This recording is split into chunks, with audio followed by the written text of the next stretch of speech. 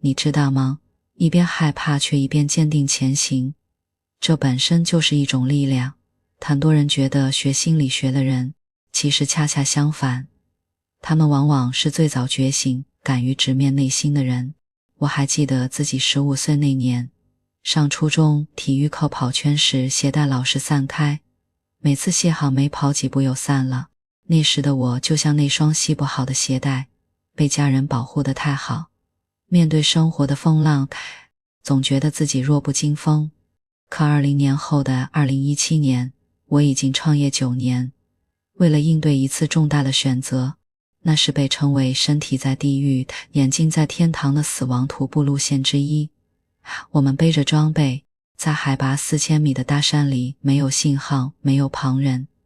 每天走上20-30公里，晚上睡牛棚，被跳蚤咬得浑身痒。高反也让我头疼欲裂，彻夜难眠。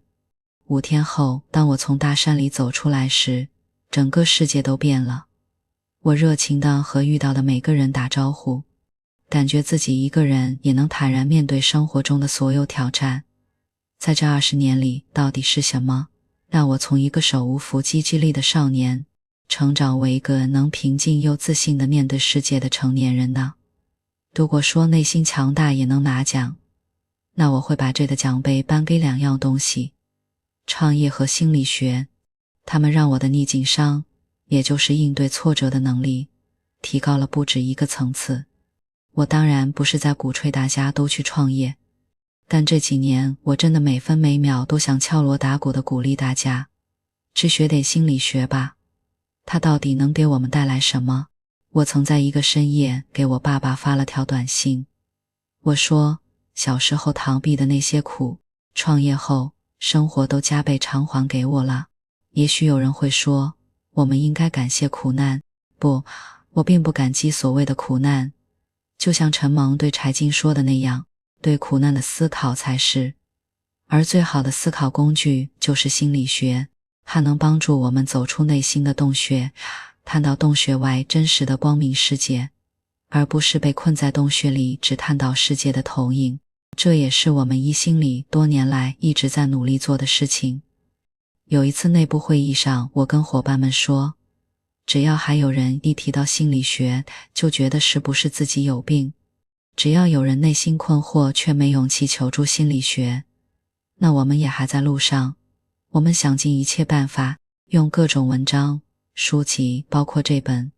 反脆弱，就是想消除大家对心理学的羞耻感和偏见，让它能融入我们的思想，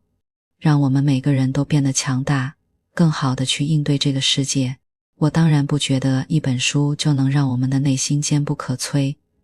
但我相信它能让你更了解自己，掌握用心理学去面对困境的方法。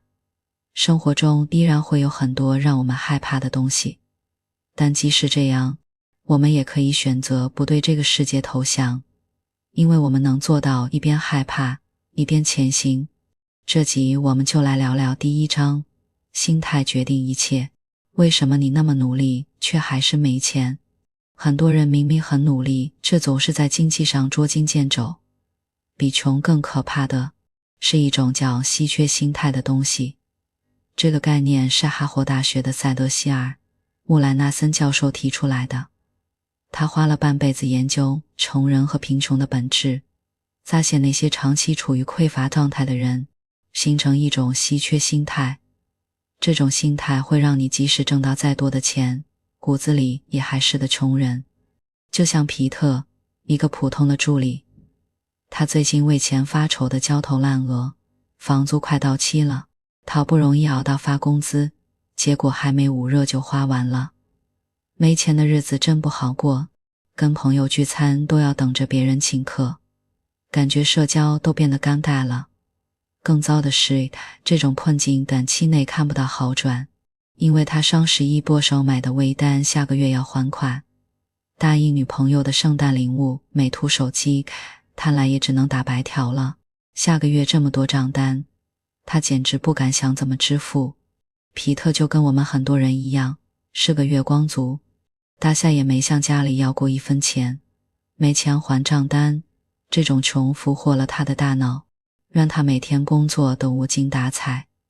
为了省钱，他搬到了更偏远的地方，代价是每天大量的时间都耗在通勤上。他发现工作之余可支配的时间越来越少。回到家本想学习设计，结果倒头就睡，说好的提升英语能力，等到报名时又觉得太贵了，不如随便下等 APP 学学算了。不知不觉，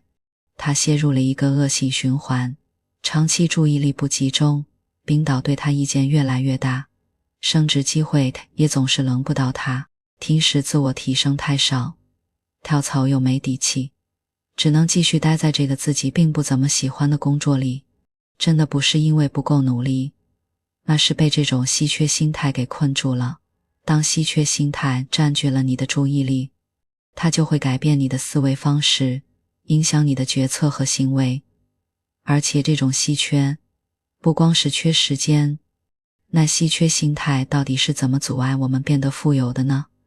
它主要带来3个后果。首先，你会忽略长期投资的重要性，陷入管亏效应。长期投资包括教育、健康和理财。所谓管亏，管子外的东西你就看不见了，这让你只能一门心思盯着手头的稀缺。比如，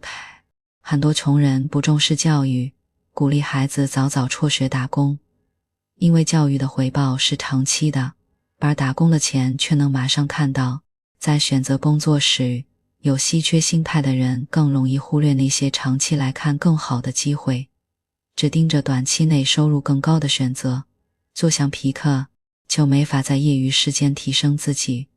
也不愿意花钱学习新技能。这种管亏效应让你看不到长远的未来，自然就无法改善收入，一直穷下去。其次，你会习惯性的透支未来。有稀缺心态的人会像皮特一样，习惯性的借钱买东西。现在诱惑太多了，各种电商平台都在推广分期付款，一部新手机点一下就能拥有，谁还会去想下个月的账单呢？可怕的是，一旦透支过一次，你手上就基本没现金了，彻底沦为月光族。就像90后不该买车买房的观点，其实是有道理的。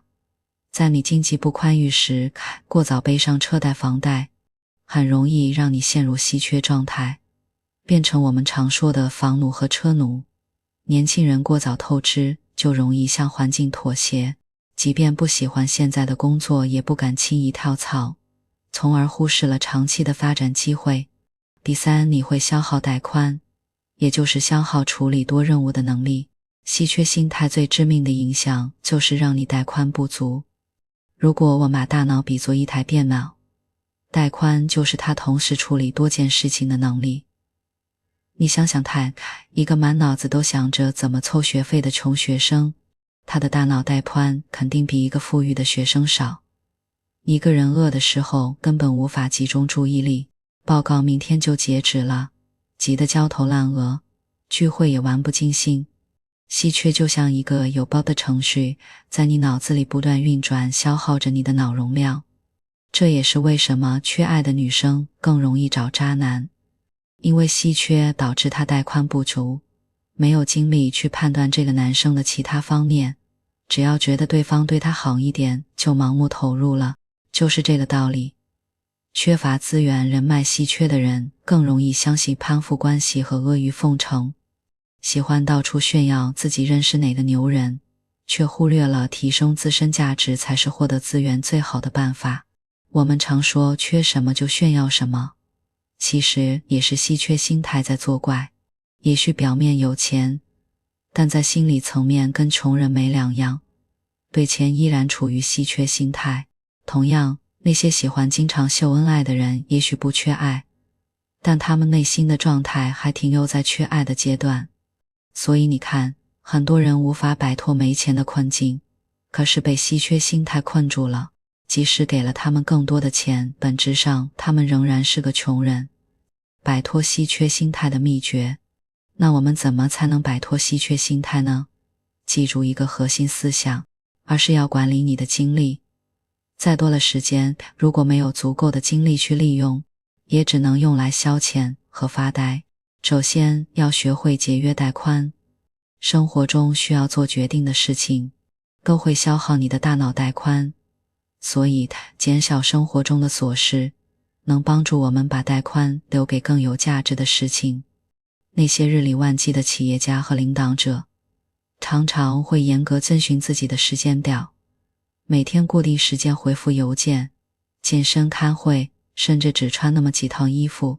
因为把这些琐事提前安排好，那一刻就不用再做选择，可以减少大脑的负担。就像我工作日的午餐就只去少数几家固定的餐馆，这样中午就不用耗费脑力去纠结吃什么，对我们摆脱稀缺心态，实现财务自由或时间自由一点帮助都没有。所以把精力留给真正重要的事情吧。其次，千万不要透支它，无论你的月收入是多少，都要拿出一部分来储蓄。这笔钱不一定要放银行，余额宝也行。它也许不能让你发财，却能在关键时刻保证你不会陷入稀缺状态。尽量避免借钱买东西，太多即将到期的账单会给你的大脑带宽带来沉重负担。企业借贷是为了提升效率，赚更多钱，而个人借钱大部分都花掉了，对时间也是一样，但也要为每周每月留出一些空白时间，不要把每天都排得太满。除了提升工作效率，分清事情的优先级也很重要，这样即使突然遇到急事，也不至于要透支未来的时间来弥补。第三，每天多做重要但不紧急的事。如果你发现自己每天做的最多的都是一些重要但不紧急的事情，那恭喜你，你正在往正确的方向前进。反之，如果你每天都像救火队员一样只在做那些紧急的事情，那你很可能已经掉进了稀缺的陷阱。这时候我们需要一些提醒，比如减肥和学英语，没钱就加入一个社区或社群。每月储蓄可以设置成银行卡自动转账，把忽视变成默许，不是因为不努力或没能力，只是因为他们所处的环境就像一个隐形的枷锁，无论怎么努力，最终都很难跨越自己的阶层，实现财富自由，就是稀缺心态。我们不能简单地认为一个人没钱就是他不努力，也不要天真的希望社会变得完全公平，让所有人都拥有一样的资源，它将是一个停滞的社会。天生在一个稀缺环境中成长的人是不幸的，但简单的给予他们更多的钱和机会也未必可行。穆莱纳森教授曾说过，我们需要把稀缺心理中所体现的专注力和带宽问题的根本性见解囊括进来，希望我们都能打破自己的稀缺心态，焦虑，学会和你的不完美握手言和。你知道吗？人生最害怕的不是失败，最糟糕的情况不是你犯了错，而是你居然没有出错的勇气。所以，试着去完成一个优雅的任务，犯一次错吧，同时带着孩子一般的好奇心去观察接下来会发生什么，会有什么有趣的事情出现，结果如何，你又学到了什么。无数来访者跟我说，他们很焦虑到凌晨3点还在改第二天演讲的 PP， 焦虑到非要花半年时间分析完所有品牌价位型号的手机，才满怀忐忑地买下性价比最高的那一部，然后立刻后悔。我告诉他们，几乎所有的焦虑都出自一个根源，绝不允许自己出半点差错。总是藏着一颗惊魂不定、不堪一击的小心脏，尽管大多数抱怨自己焦虑的人看起来痛苦自怜，甚至自恨。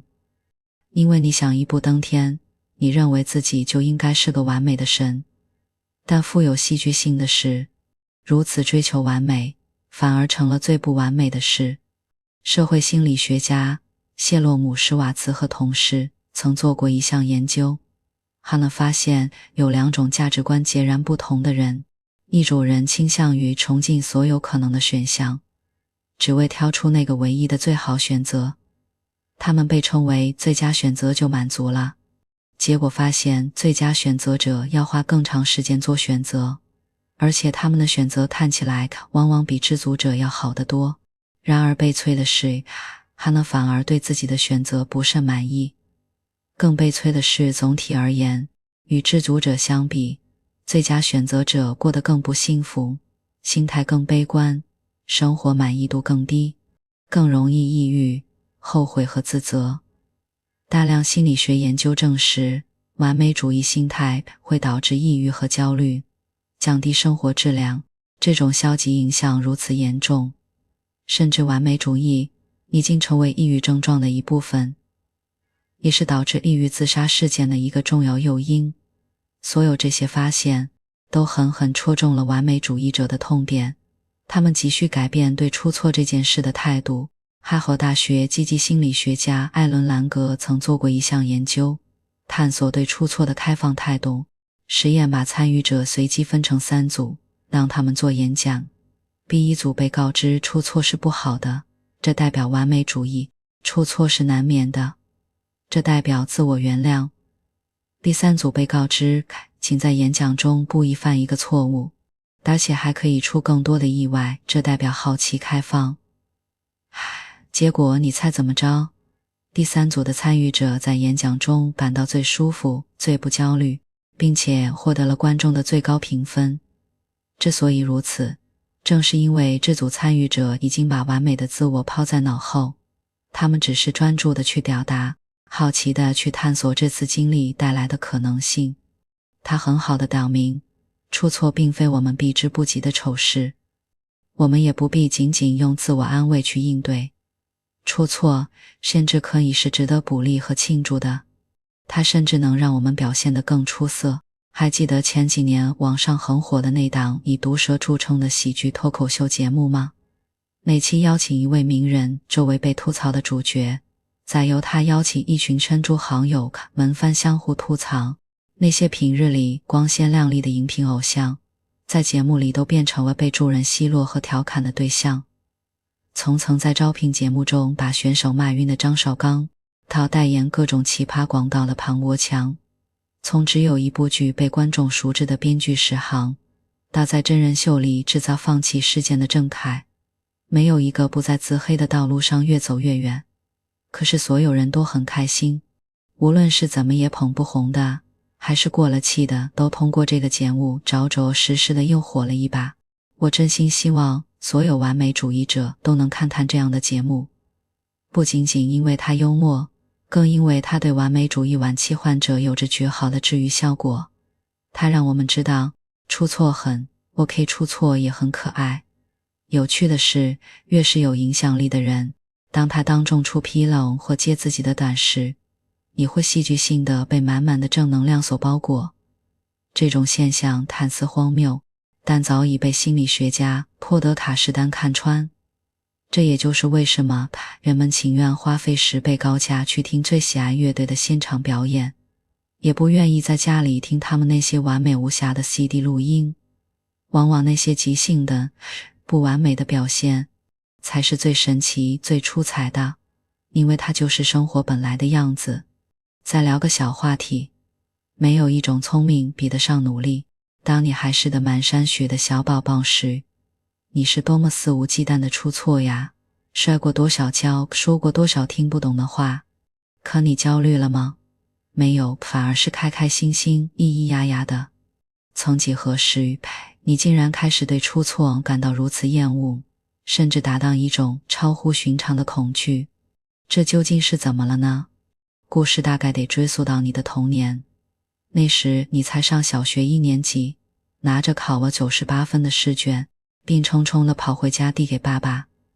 可爸爸只是淡淡看了一眼，指着分数质问道：“他那2分是怎么丢的？”是的，从那个时候起，噩梦就开始了。是时候改变态度了。斯坦福大学心理学家坦罗尔德维克提出了发展性思维和固定性思维的区别，并在实验中证明了前者的重要性。他通过研究发现，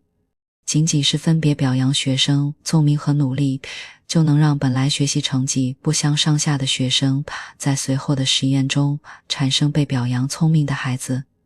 而被表扬努力的孩子成绩却提升了 30%， 因为那些聪明的孩子是把出错灾难化，而那些努力的孩子学到的则是要从错误中进步。我还记得刚读积极心理学研究生的时候，教授给我介绍了一项研究，关于领导者如何帮助员工从错误中学习。我当时觉得这一点也不积极心理学啊，迫于学术成果的压力，我勉强接下了这个活儿。可是后来它却变成了我研究生期间做过的最有意义的一个课题。具有积极领导力风格的领导者更善于帮助员工树立对错误的积极态度，而其中的机制很可能就是他们培养了员工的发展性思维，而不是固定性思维。这项研究不仅成功发表，还为我赢得了学生研究奖。最重要的是，在一遍遍深入挖掘这个话题的过程中，我自己彻底改变了对于出错的态度，也从深度焦虑中走了出来。此刻，如果你正在焦头烂额地准备一场绝不能失败的演讲，或者在永无止境地拖延实施一项策划了2年的项目，又或者还在纠结抓狂最好的那款手机会不会是下一款，我建议你先停下来，做一个深呼吸，放下对自己严苛的评判，然后去规定自己在这件事情上犯个错吧。最糟糕的情况不是你犯了错，而是你居然没有出错的勇气。所以就像去完成一个优雅的任务一样，去完成一次出错，同时带着孩子一般的好奇心，去观察接下来会发生什么，有什么有趣的事情出现，结果如何，你学到了什么。如果你身边的人也面临同样的焦虑，请把这个建议分享给他们。事实上，就像没有人会在乎你把电线杆底座擦得有多亮一样，也不会有人真的记得你出错的时候有多丢脸。永远别相信任何人对你的任何评价，别人对我们的评价，或者说对我们言行的解读，而非我们是谁。因为你一旦相信，就会在不知不觉中跟魔鬼们签下限制自己的契约。阻碍你自由的不是别人，是你自己。我们都在追求自由，可是我们真的自由吗？很多时候，那阻碍我们自由的最大敌人是谁呢？你猜对了，这个最大的敌人就是我们自己。你看婴儿在玩耍的时候，他们绝大多数都是自由的，他能不去考虑社会责任，不会担心自己被人嘲笑，他们最真诚地表达自己的情绪，不会害怕去爱。当他们看到爱时，那么我们是从什么时候开始不自由的呢？它就发生在我们被整个家庭和社会驯化，或者说是我们逐渐被社会化的过程中。非常喜欢唱歌，你有着动听灵动的嗓音，有一天妈妈加班到晚上8点才回家，你不知道她今天跟同事吵了架，被客户投诉，头疼了一整天，晚上几乎没吃饭。你也不知道她此刻还是头疼欲裂，非常想静一静。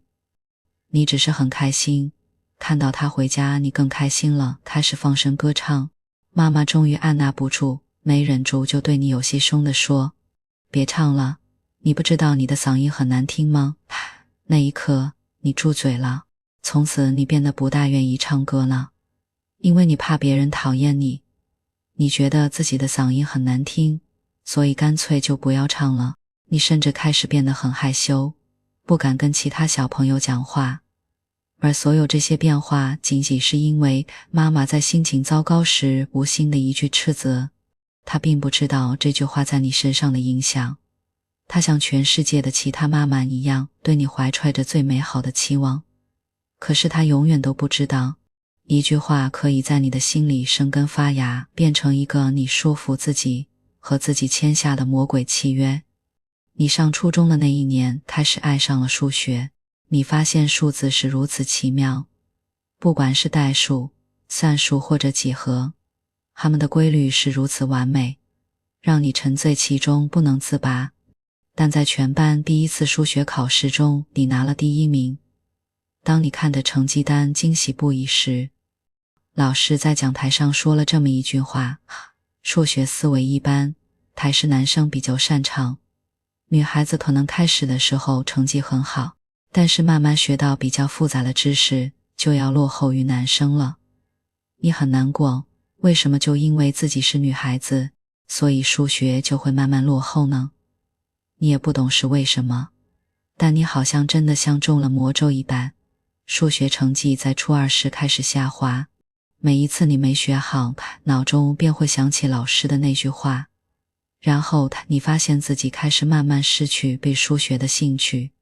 甚至开始讨厌数学，直到有一天你告诉自己，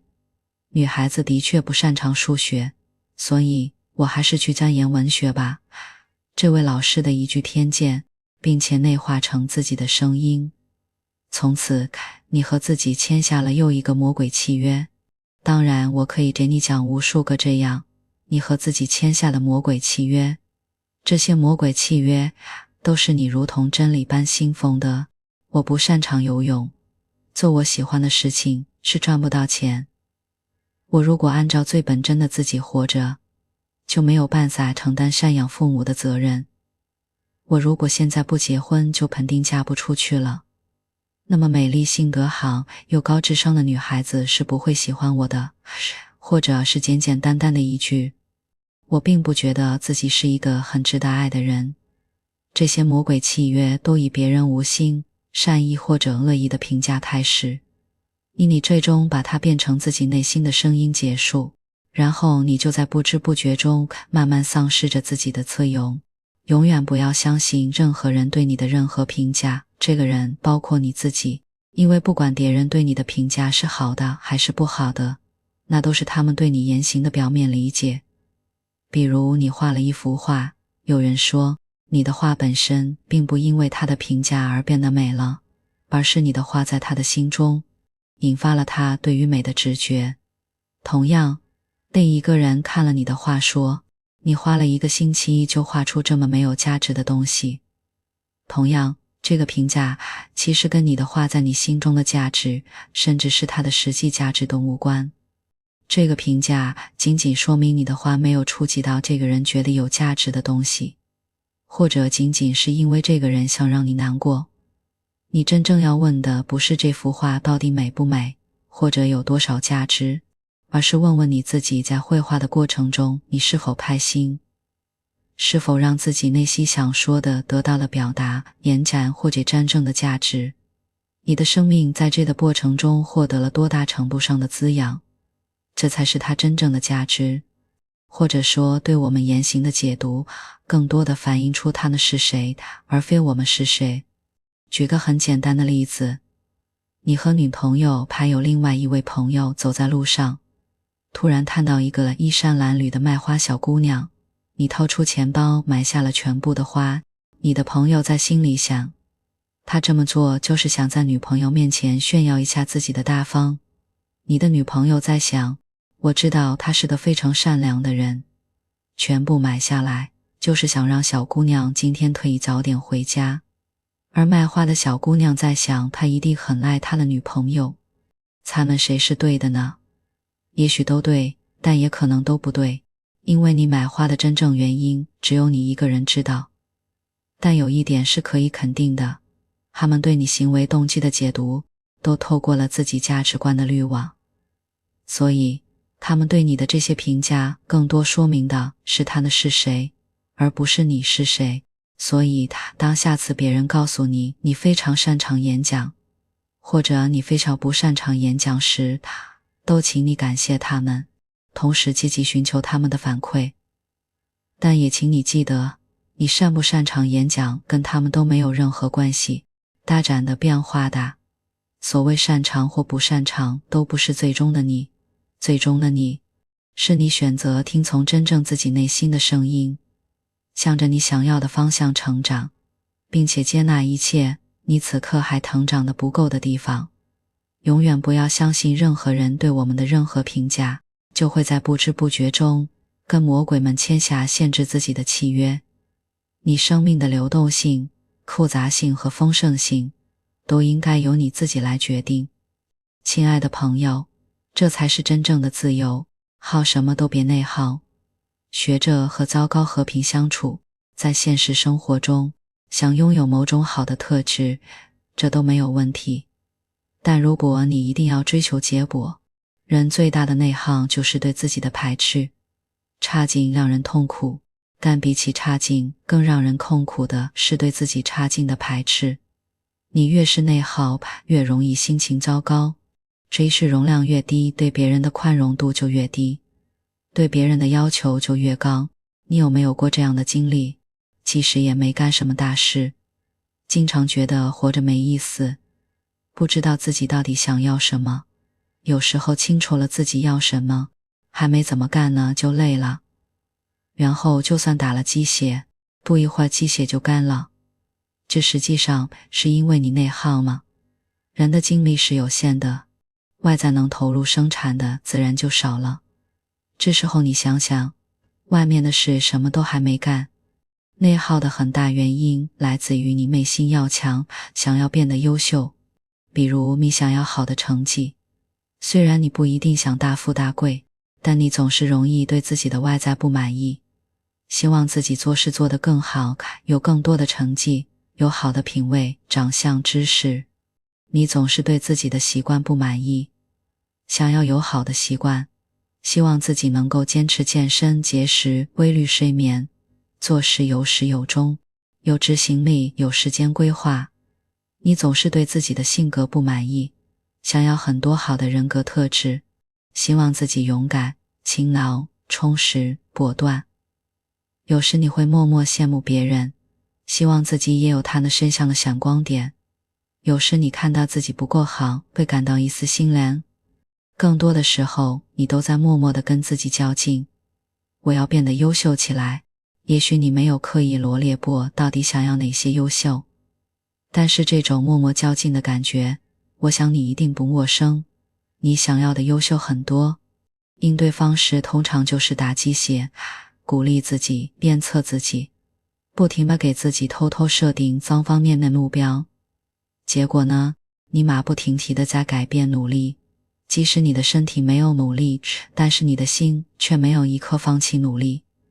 你想要做的事情越多，目标越庞大，你的渺小感越强烈，无力感就越强烈。在现实生活中，你追求更好、更优秀，想要某种好的特质，这如果你一定要追求结果，那就出问题了。首先，这对自己的伤害是巨大的。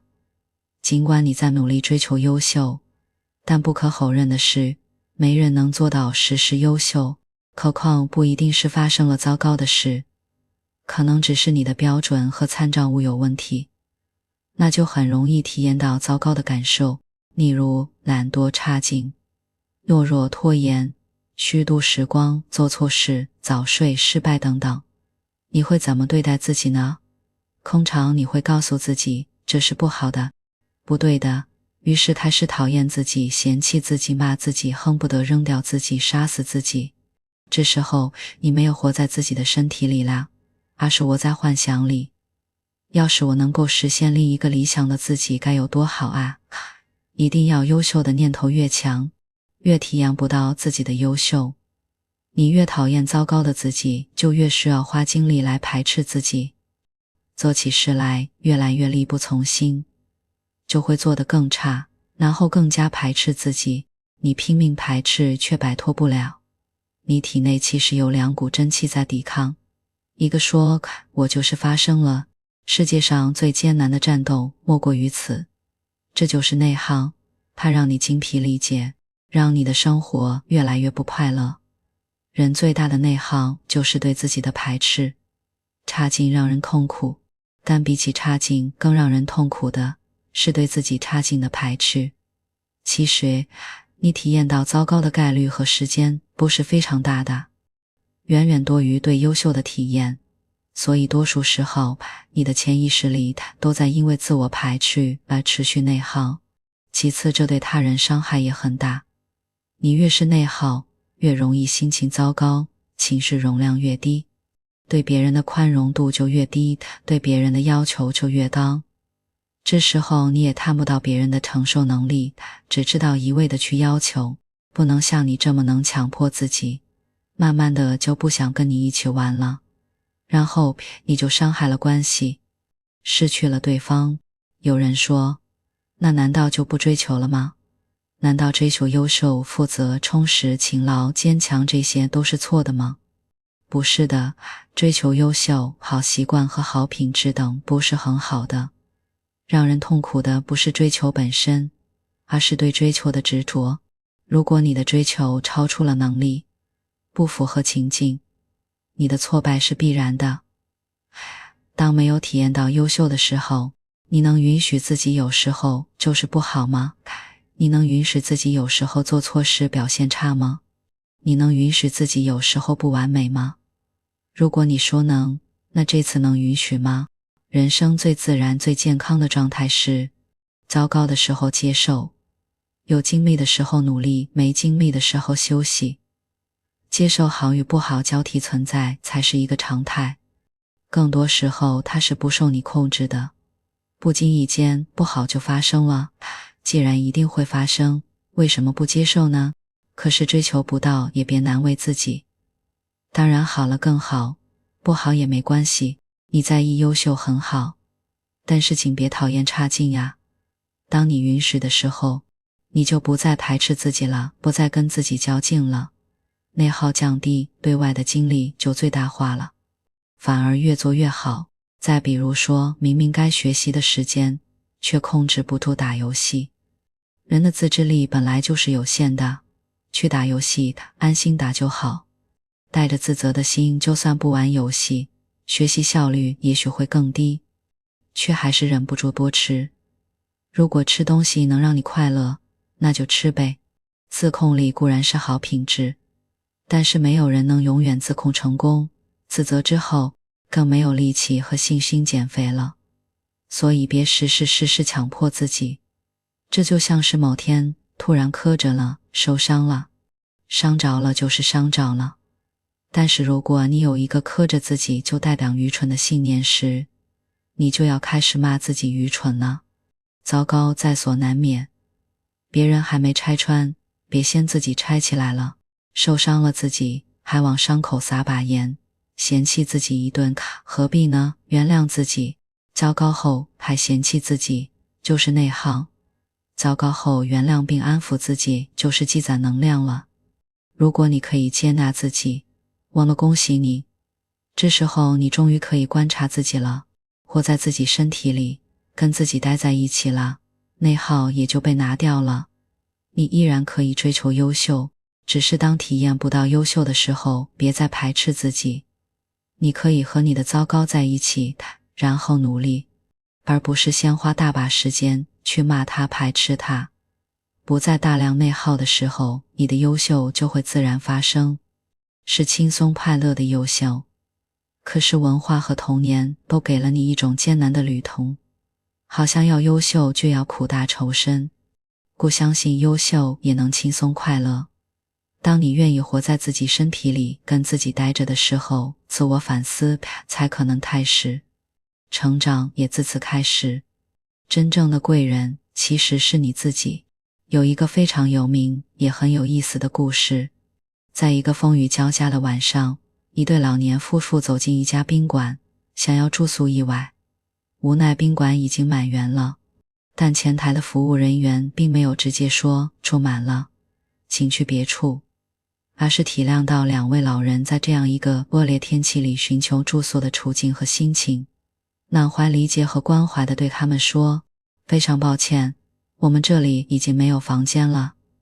如果你们不介意的话，我晚上值班可以在办公室休息。看到这位年轻人真诚的态度，这对老年夫妇就欣然接受了。第二天，老先生去结账，柜台仍旧是昨晚那位服务人员。昨天您住的房间并不是饭店的客房，所以不需要付钱，希望你与夫人昨晚睡得安稳。你是每个宾馆老板梦寐以求的员工啊。几年以后，这位服务商收到了一位先生寄来的信，到达纽约后，他曾经帮助过的那位老先生带他来到一栋大楼前，并告诉他，这是我的旅馆，希望你来为我经营。这就是希尔顿酒店第一任总裁的故事。从这个故事中，你体会到了什么呢？很多人都希望自己的生命中能遇到这样的贵人，因为我们不知道一个道理，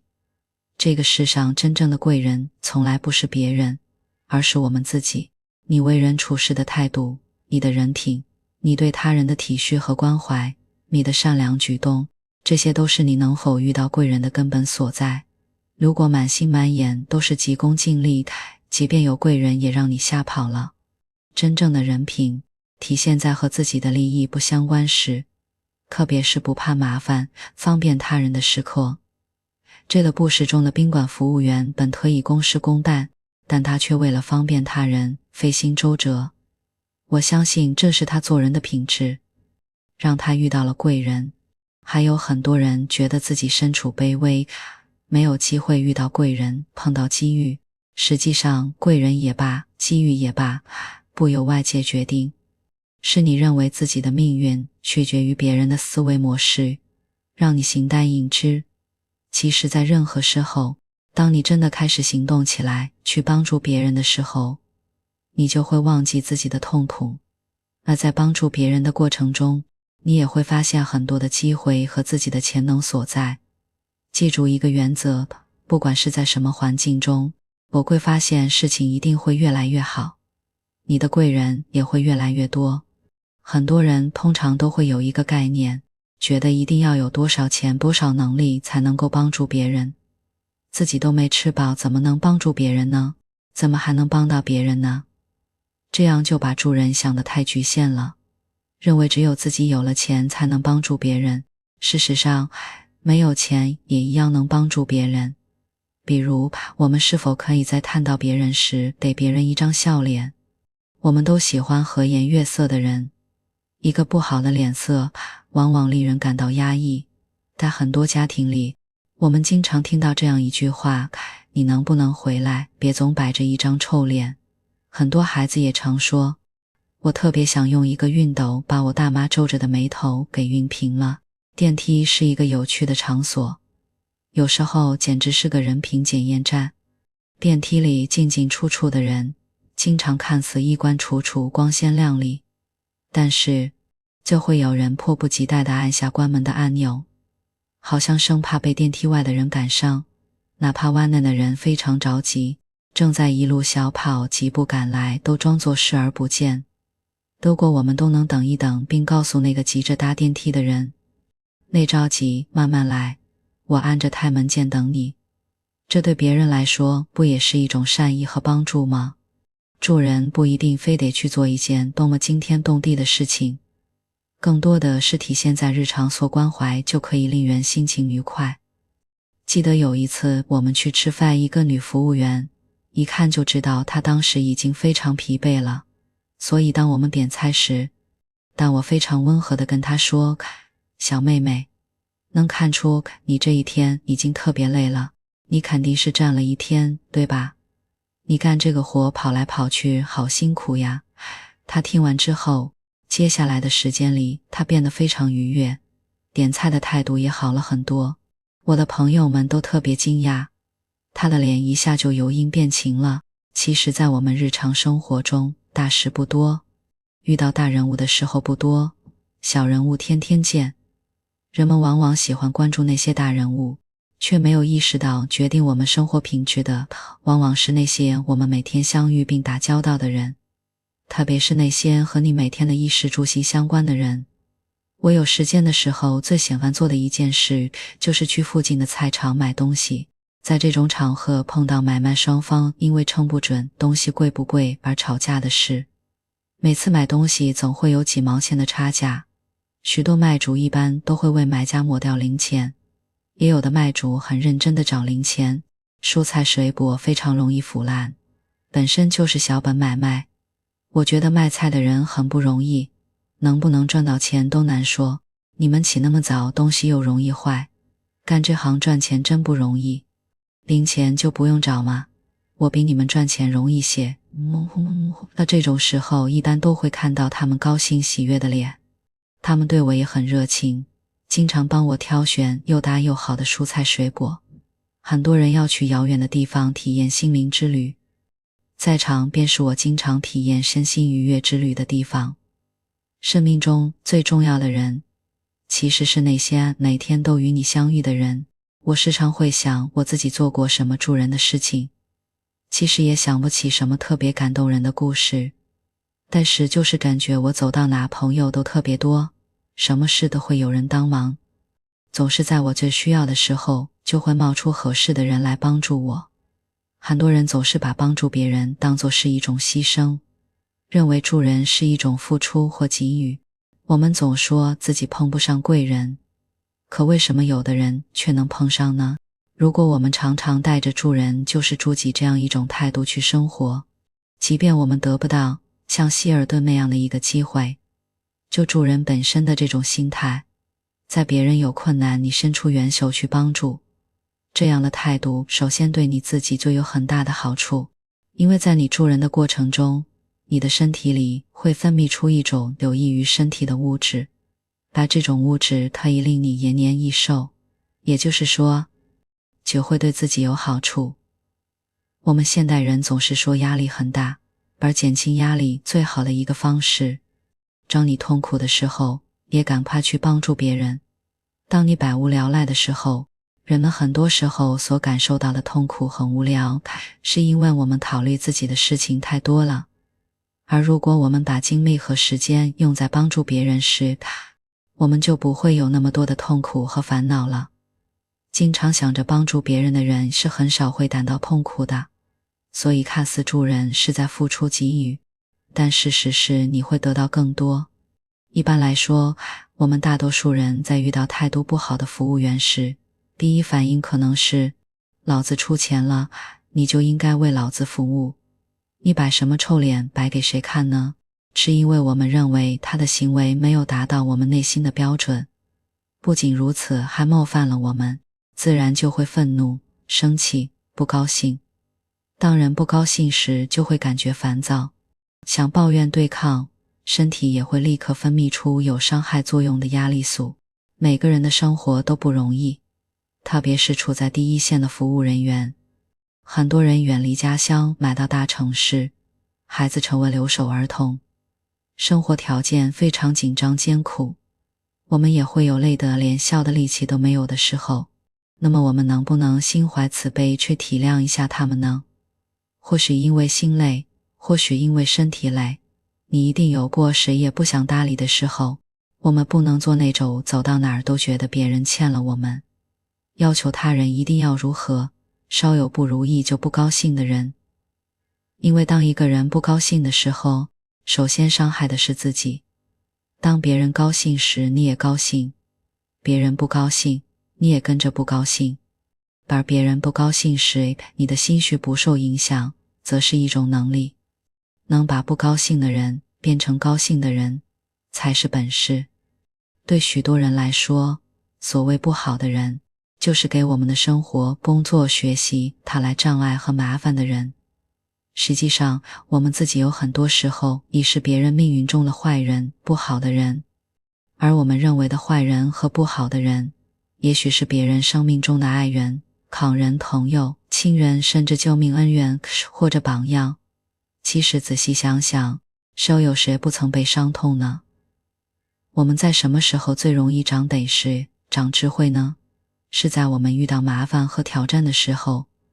所以那些不好的人给我们制造麻烦和障碍，折磨我们，让我们痛苦的人，所以我们要有感恩的心态。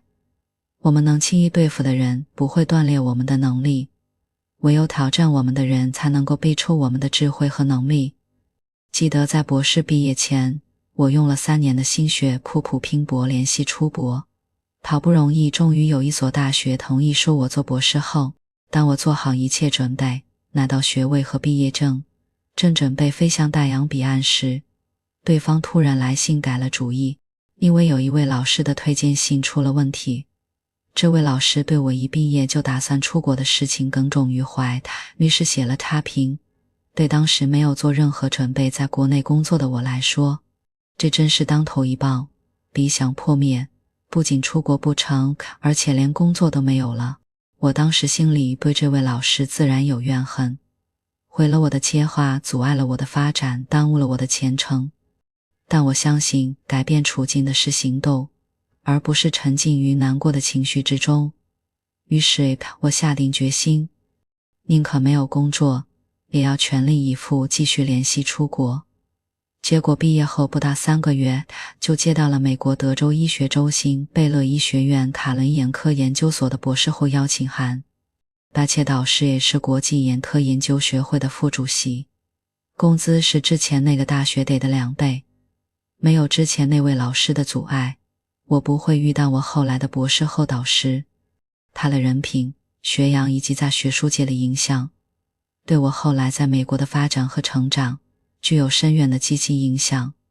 最为关键的是，在他的支持、爱护和鼓励中，非常愉快和美好的时光。随着年纪和经验的积累，回顾当时所发生的一切看起来不好的事情，遇到的不好的人，在我没有足够的智慧安排计划自己的生命历程时，帮助我成就更丰满的人生。原来一切都是最好的安排。如果能把生活中遇到的所有变化，人生中遇到的所有意外都当作自己的资源，如果我们能把碰到的所有不好的人都当作是我们化了妆的贵人，上天借他们之手来成就我们，提升我们的智慧和能力，你又会有怎样的心境呢？亲爱的朋友，这集内容就分享到这里，我们下期再见。